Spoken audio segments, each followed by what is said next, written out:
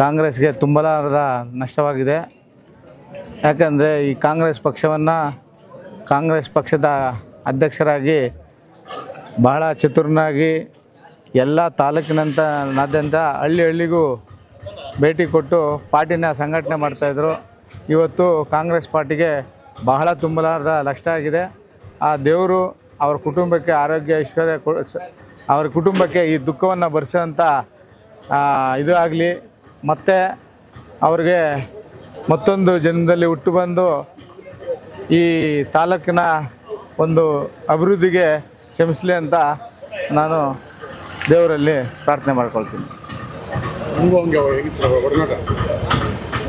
ಅವರು ಕಾಂಗ್ರೆಸ್ ಪಕ್ಷದ ಅಧ್ಯಕ್ಷರು, ನಾವು ಒಂದು ಕಾಂಗ್ರೆಸ್ ಪಕ್ಷದ ಸದಸ್ಯರಾಗಿ ಅವ್ರ ಜೊತೆಲಿ ಕೆಲಸ ಮಾಡಿದ್ವಿ. ಮತ್ತು ನಾವು ಒಂದು ಆಸ್ಪಿರೆಂಟ್ ಆಗಿದ್ವಿ ಇಲ್ಲಿ.